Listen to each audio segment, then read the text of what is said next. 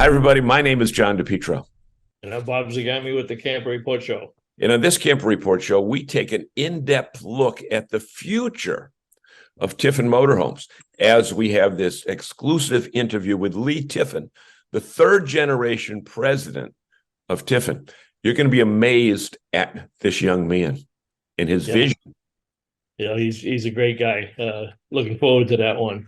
I've got an interview with Scott Bahr from Karen Consulting. He's just recently gone out to the Glamping Show USA and is going to report on glamping trends and outdoor experiences and a couple of new market-driven research projects. So he's the man with all the data about the outdoor hospitality industry, and we got him right here. All the data. Tiffin and glamping right here. Where, Bob? On the Camper Report Show. Stay with us, everybody. Hey, everybody, it's John from the Camper Report Show, and I want to introduce you to RV Mattress by Brooklyn Bedding. Now, Brooklyn Bedding will make a mattress to fit any size RV. The unit that we have in our Class C is a Brooklyn Dreamfold Hybrid. Well, we put it in a couple weeks ago. We've been on a couple trips. Sometimes I've slept in it. When I've gone out alone, my wife has slept in it. And you know what? We both had great nights sleeps. You know, they have their own factory right in Arizona, so that gives them strict quality control. It was easy and fun to set up. You hear that? Wow. This is less than 30 seconds. So, that is luxury. Now, the thing I like best about this, there is a 120-night sleep trial. 4 months you can try this out. And guess what? It's got a 10-year warranty. We've had it for 2 weeks. Here's the reason I like it. It fits perfectly here where the old mattress was. It was easy to buy. You just go online and there's every choice imaginable, which says a lot because the RV biz has a million different sizes of mattresses.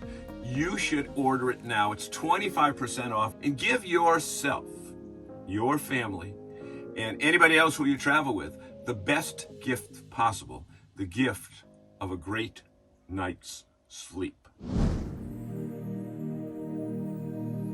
Hey everyone, welcome back to the Camper Report Show. It's the news segment. My name is John DePietro. Bob Zagami is right here with us. And Bob, we are looking at some very interesting statistics from RV Share, one of the largest, if not the largest, peer-to-peer rental company. It looks like Northern California, not Southern California, but Northern California is really a hotbed of rental activity. Talk about some of these stats. Well, it is. And what I enjoyed about this article is if you listen to the news, you'd swear that the West Coast is falling off the face of the earth and nobody should go there and all the ills and the problems. And yet, like you said, there's a minor boom going on out there. RV Share reported 250,000 nights of rentals in the Northern California area. 250,000. Now, divide that by 365 days. That's a lot of years. I'm not a mathematician by any stretch, but well, people are just flocking out there, and they're going to places that you'd say, really? They're going to San Francisco. They're going to all the national parks, the state parks. They're going up the Oregon coast.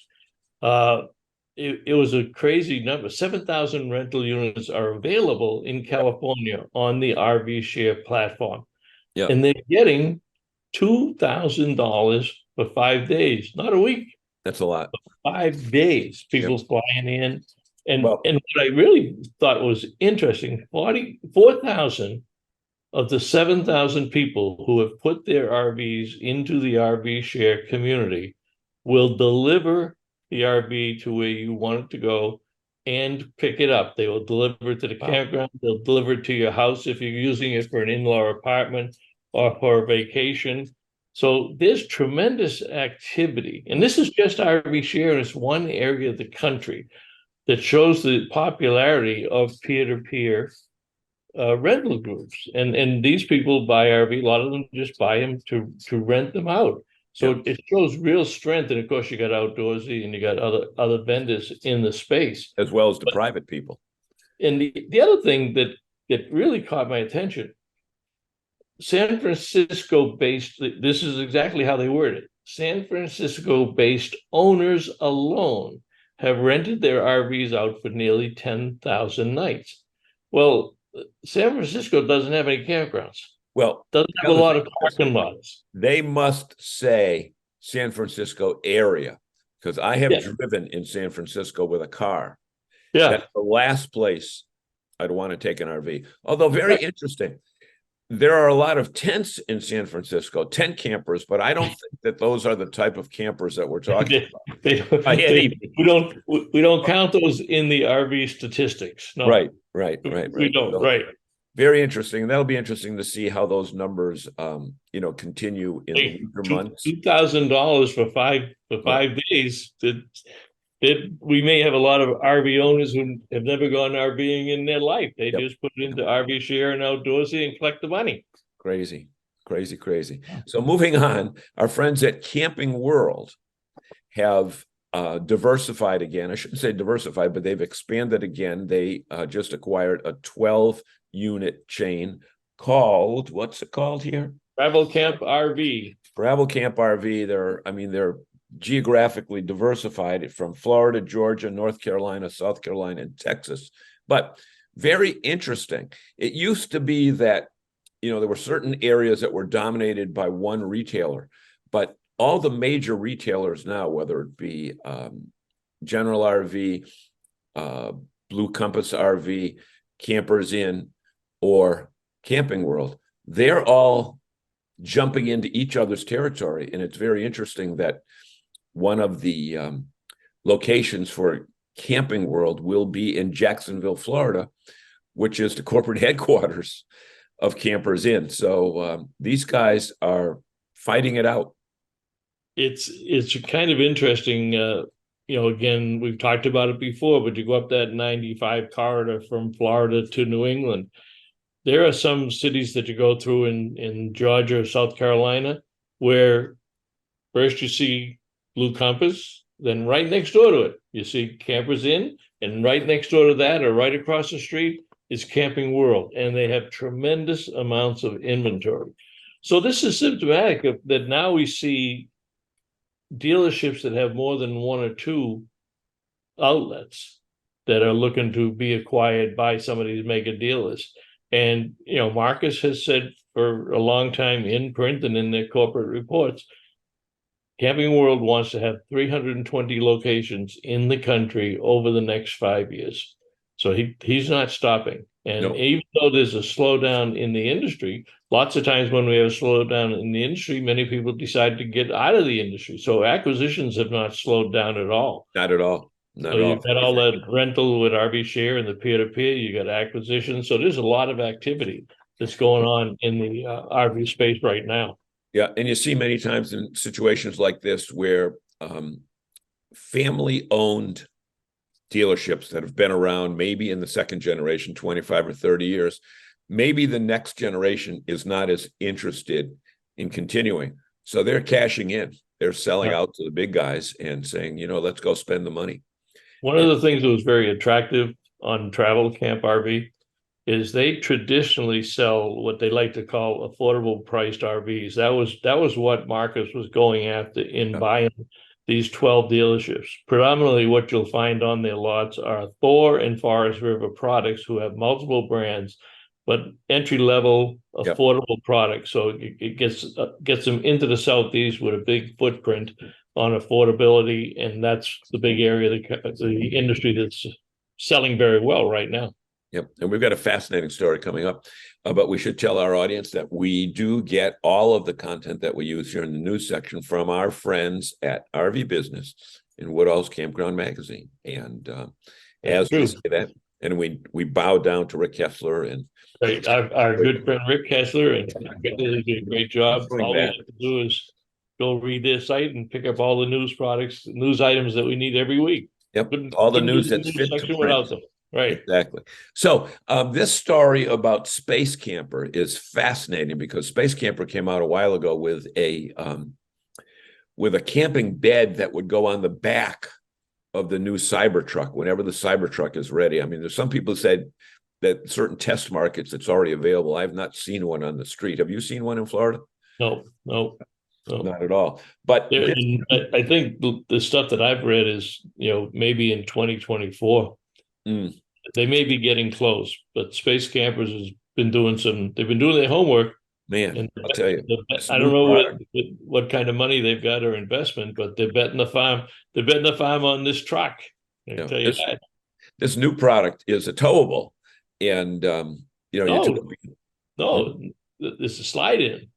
Oh, slide in. Okay. It goes right in. It's kind of a futuristic truck camper. Yeah, exactly. And got several options. They're actually taking deposits on it.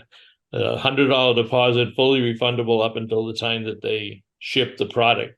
And when you go to the Space Camper site, they do list pricing now. So the base unit's about $24,000. But then they've got an accessory page, and I didn't see anything on the accessory page that was under $2,000 or $3,000. So it would not take long to get this thing up to $50,000 pretty easy. But they got some very unique engineering in terms of the way the Murphy bed comes down. They've got the kitchen configuration done. They don't have the bathroom and the shower configure. They've got some sketches on the site. So they're kind of running tandem to the truck itself, and I'm sure they're in constant communication with Tesla. But it's gonna provide, again, another aspect of the industry. Somebody that doesn't want a big pickup truck and big Lance or Arctic Fox truck camper type of thing. This is going to slide right in there and take you all around the world. Well, and there's a demo video of a person we'll put some information down on it, but they do expect things to move fast over the next few months. So once we get into the new year, let's put this way. I don't think we're going to see any of these products at the Tampa Super Show or the Boston RV Show this year. But by the time we get around to September, I wouldn't be surprised. By the time we get around to September in Hershey next year, that you may see the Tesla truck and the Space Camper out in the consumer shows. There we go. All the news of the week from our friends at RV Business in Woodalls. We've got a great show lined up today. Stay with us right here. Where, Bob? On the Camper Report Show.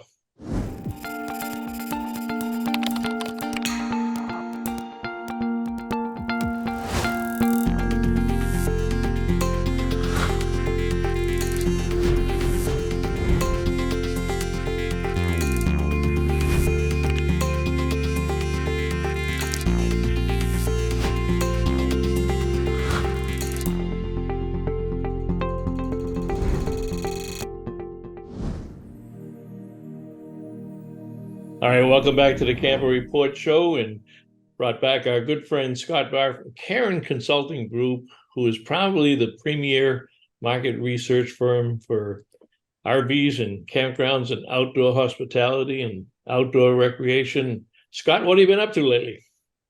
Oh, geez, we've been keeping busy. We're still feeling the effects of being out in Colorado for the glamping show this year, which was a first-time experience for me, and presented some research there that we've done with glamping providers. It's an interesting show, and it's grown like crazy with all those outside exhibits and what have you. Now, you were a featured speaker, right?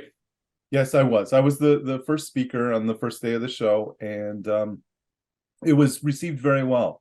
A lot of curiosity. The industry itself is so new. There's a lot of new entrants into it, a lot of people who want to be new entrants into glamping, and the glamping, the suppliers themselves who are doing the services, the structures, all that are really, in my opinion, knocking it out of the park in what they're doing, their innovations. It was really interesting to be a part of. You know what's interesting about that show is the influence of Europe and the international flair. They seem to get more international participation than we do at other shows that we have around the country.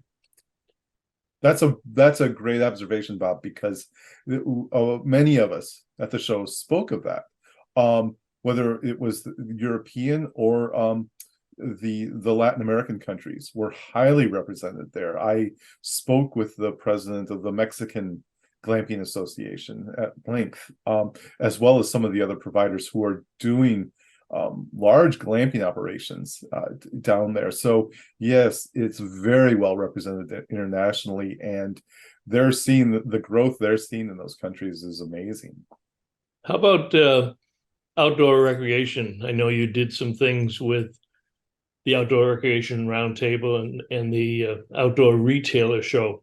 What did you see there in terms of either changing demographics or the recognition of the campers and the role they play in the outdoor experience? It was really interesting to speak to and with the folks part of the Outdoor Retailer Show, and to see how they responded to the information that we provided. We presented in conjunction with KOA. KOA actually took the lead on this and got us into the show, which was great. And we talked at length about kind of the camping experience, the camper, the RVer, how important they are to what they do. And it was interesting to see the reception that we got from the people from the retailers who felt like, wow, this is information that we really need and things we hadn't really considered. So for us, it was a great experience to be a part of that and to kind of take the conversation at a different level and get them to consider things that they just haven't in the past, the demographic changes, but really the experiences, those experiences. And I did, as someone from the RV industry, how important the RV industry is, but I said this, and it's probably recorded somewhere. I told them, I said, do not ignore the RVer. The RVer is such a huge part of the outdoor recreation sector. And if you ignore them, you do it at your own peril. Well, it's funny. I say the same thing to the RV dealers and the RV manufacturers, because the RV is the vehicle that gets you into the outdoor to do all those experiences. So you can't get lost up and tied up in the sale of the RV. Talk to the customer, find out what they're doing, how they're using it, and what type of RV they have. The worst thing you do is sell somebody the wrong product for what their intended purpose is. Mm-hmm.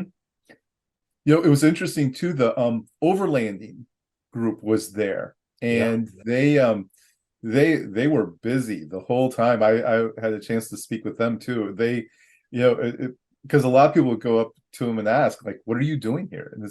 And they were doing kind of the same thing, is saying, we're part of this outdoor recreation sector.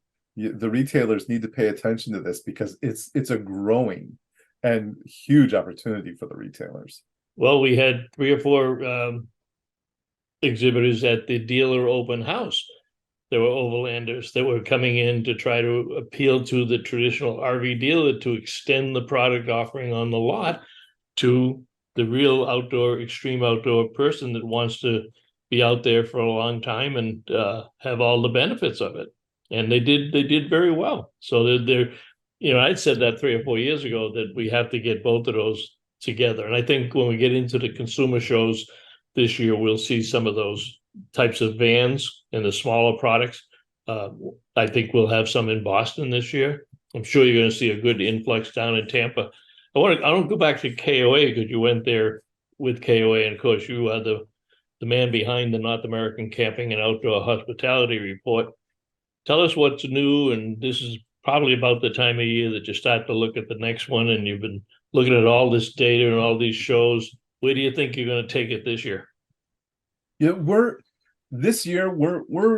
in the planning process right now, actively, very actively in the planning process. And we're looking, one of the things that we did last year, which we felt worked really well, was that look forward. To really to kind of split it, but in the report itself, to really take a look at what's going to happen this next year. What are people looking for? What kind of experiences are they seeking? What, how are they camping? Or are we in the middle of a reset? I have my own thoughts on that, by the way. And we have, plus we take that retrospective. What happened in 2023? I know people on the ground saw some changes this year. My opinion is, by the way, that we're in the midst of kind of going back to where we were pre-pandemic. Right. Not quite, not 100%. In fact, just yesterday, I spoke with some folks who started camping during the pandemic. Believe it or not, they started out as RVers and now they're tenters, which I know that everybody would find that interesting, that they took the opposite direction, but they bought an RV during the pandemic to take their kids out. They could school them on the road, but now they want to try a different type of camping, and they're out in tents, and they live in Colorado, and they're really, their kids are enjoying the tent experience now. They said they're going to buy an RV again. They'll go back to it. But Yeah. I thought that was really interesting to see how they started off during the pandemic in an RV. The pandemic was over. They still wanted to camp. They're like, the kids wanted to try the tent, so they got a tent. But then they know that they'll go back to RVing again. So it's just a real interesting evolution within that group. And I think we're going to see some of that, I'll call it strangeness, in the market over the next couple of years. Well, that was kind of the direction I was going to go next, is as you get out there and you go to these conferences and you're talking to both consumers and suppliers and retail operations, what are you hearing from the consumer? That's that's one aspect of it, but how do you feel about the next couple of years? I'm very optimistic, because what happens with the RVs anyways, when we go into those dips, in the middle of COVID, nobody had to do research and development. Nobody had to improve a product. Just get them out the door. Now you dip, and you got to come back to the point where you need that competitive advantage. So their engineering gets funded better. And we saw over 100 different units with some very interesting features and options at the dealer open house. So that's going to bring people in because it's new. But what do you think the people are saying? What are the people telling you about they want out of the camping experience in 2024? What I'm seeing is that there's this desire to have, again, that variety of experiences, and to not necessarily be locked in. We're still seeing some of the aftermath, and I think a lot of this is perception, that all the campgrounds are full and overcrowded. They're not like they were a couple years ago, but the perception is still kind of there.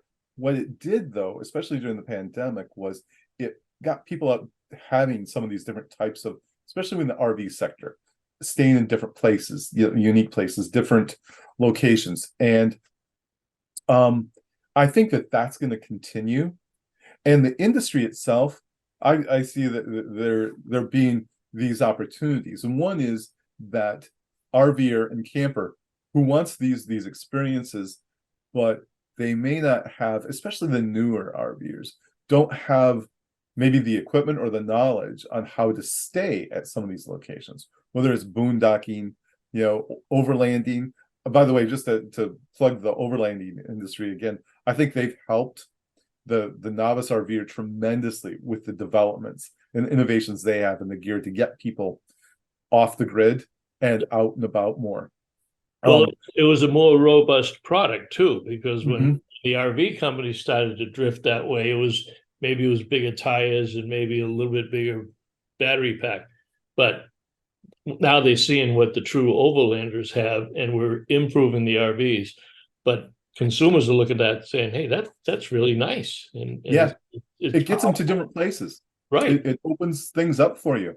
Those, again, to have those different kinds of experiences. I still, by the way, recommend that a new RVer, especially out of the gate, go to a campground, and I'll plug KOA on this, like a KOA, where it's a much easier experience. You learn how to use your RV. You learn how you like to use it and how you like to camp an RV as well. It's a softer landing to do that, but then to know that all these other products are out there, all these opportunities, I see that as continuing to grow. I think that is going to be a big part of the industry, and it's going to contribute to the growth.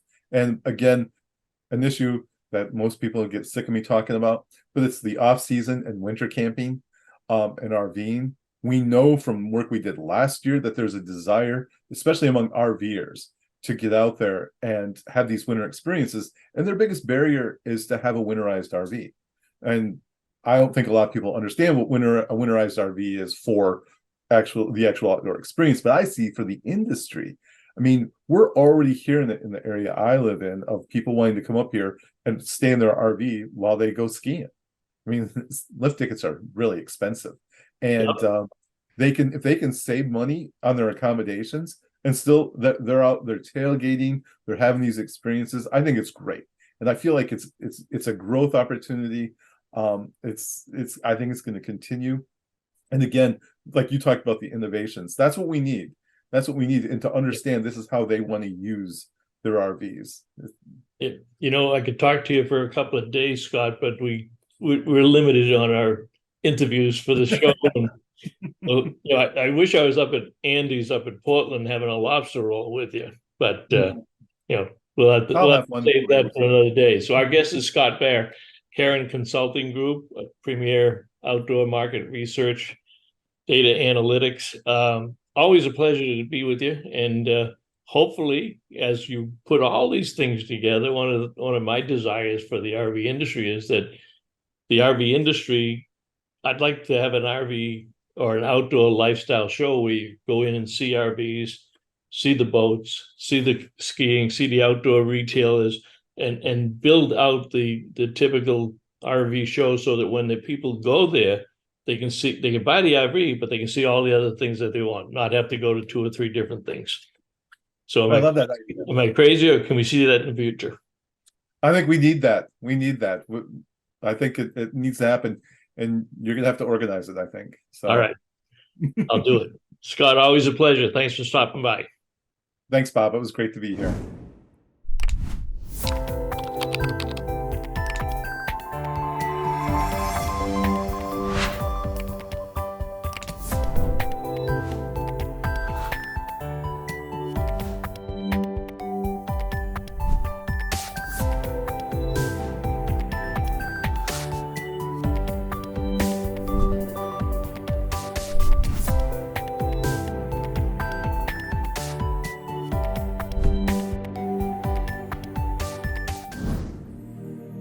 Everybody, welcome back. We are talking with Leigh Tiffin. He is the president of Tiffin Motorhomes, and we are at America's largest RV show.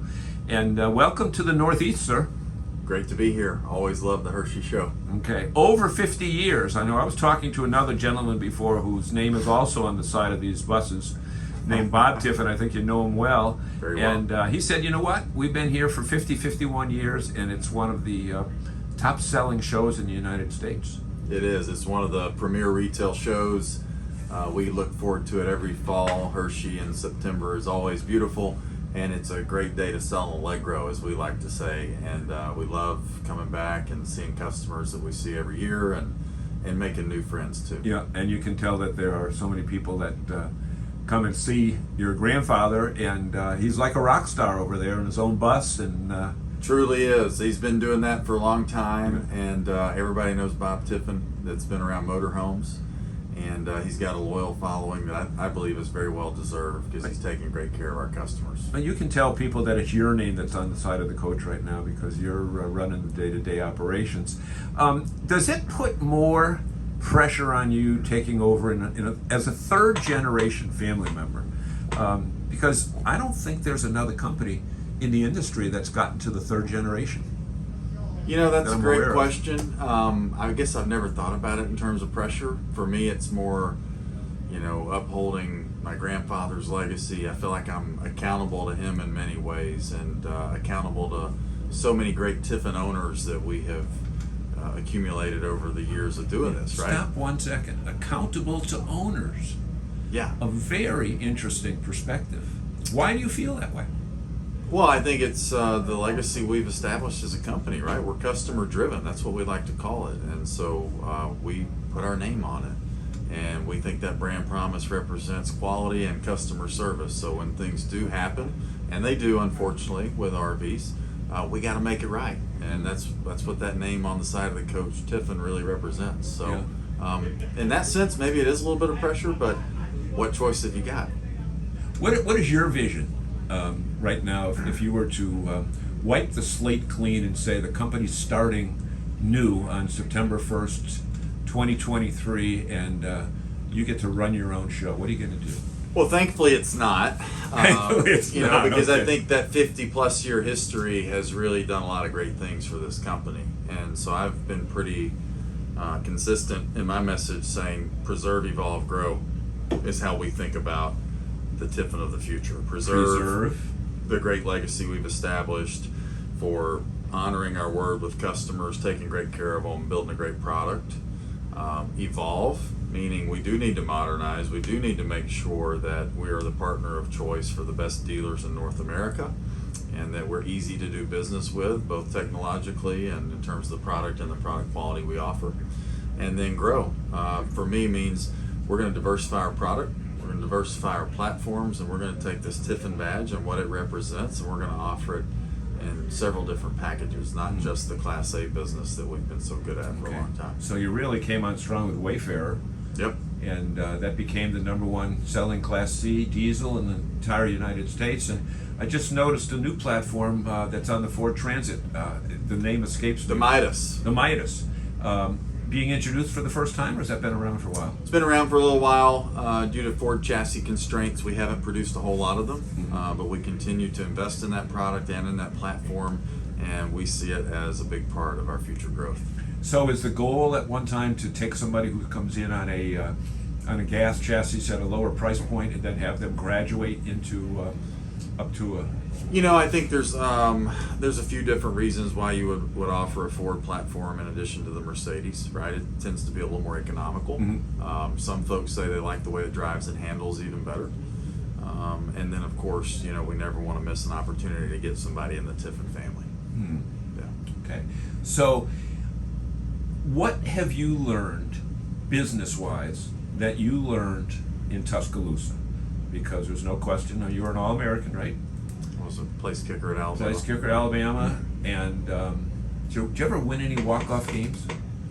You know, maybe one early in my freshman year, but Okay. That was really my dad, who was known for a last-second game-winning field goal against Auburn. Auburn, Yeah. Auburn, Alabama. Yeah. Wow, it doesn't get any sweeter than that. That's right. But, you know, so you've got another storied program that you were part of. And so many people say that if you can play a varsity sport, you can do anything because of the time management that you have to have, the short-term defeat that you have to deal with, the long-term success that you'll deal with after those short-term defeats. What are you taking from the football field and bringing it into the assembly line? Wow, that's a great question. I would say sports was the formative experience in my early adult years, and I carry it with me every day at work and at home and just in how I approach things. And I think it's represented in a lot of our core values at Tiffin. You know, one of them we call work ready, and that's all about being prepared and really dotting the I's and crossing the T's and knowing you've got a plan every day. And a lot of those habits for me were established in college athletics, and I had the privilege of playing for, you know, I believe the best college football coach ever, Nick Saban, and you're going to learn something whether you want to or not. So definitely learned some things in the classroom, but probably learned a lot more that was applicable to life on the field and just in the year-round hustle of being part of a program. Okay. And football is not just 12 weeks in the fall. That's right. Right. It's a full-time job when you do it at that level. Yeah. And same with this. I mean, it's not just 10 big major RV shows that you go to. You're working 53 weeks a year. Yeah, year-round, never stops, but it's fun, man. It gets in your blood, and you know, it's one of those things that you're constantly thinking about. And I think so much of that has to do with the lifestyle. It's just so appealing, and it's so intriguing, and there's always something new and exciting, and it's a very fast-changing industry. So I love it. So you're in your 30s? I am. Okay, so you're in your 30s, and the demo for the industry is getting younger every year. I think since COVID, would you say since COVID that I would say so, yeah. younger people, will that influence the type of product that that you make and in the technological? I mean, you know, everybody needs Wi-Fi. Everybody needs a lot of power. They want solar, that type of thing. You're looking at that stuff more and more. Yeah, I think customer demographics certainly influence how we feature our products, and to your point, things like Starlink, right? Things like lithium batteries, things like solar, and more connected vehicles, right? Where you really tap into that Internet of Things are becoming more prevalent. I think they'll continue to. That is certainly attributable to a younger demographic, but I think a broader, more diverse customer population is healthy for the RV industry. Oh, absolutely. Right? I think it's a Absolutely. great thing. Absolutely. No Yeah. question there. And my last question to you is this. It goes back to the beginnings. What did you start when you first got into the business? Yeah. As probably under 5 years old. Yeah. What did your parents and grandparents have you doing? What were you doing? Have You know, my first swept summer floors and stuff? job Yeah. at Tiffin Motorhomes, I would have been 12, 13 years old. Yeah. And I worked in our cabinet shop, and I actually was a stainer, Oh, applying wood stains. that smell every day, yeah, right? Yeah, yeah. That- So, you know, learned the value of hard work at an early age, was blessed to have an opportunity to do that and grow up around the business, and that always helps. Okay. So what would you say to other people that are in a family business that might be in your case? You're in your third generation. Yeah. The what do I say? The tendency to maybe slack off and live on the past, is that probably not going to happen here? But what would you say to others that may be thinking of doing that? Wow, I don't know. I think complacency is the enemy, and if you don't like change, you'll like being irrelevant even less. So we try to talk a lot about the fact that, you know, our culture is represented by how well we adopt change and adapt to new circumstances, and I think my grandfather's a great example of that. You don't have a 51, 52-year run in an industry without being willing to change. Wow, that's pretty great. You said change and then becoming irrelevant. Yeah, if you don't like change, you will like becoming irrelevant even less. Even less. Yeah. Great words. Yeah. We want to thank you so much, Mr. Tiffin. Thank you, sir. Have a great day. Uh-huh.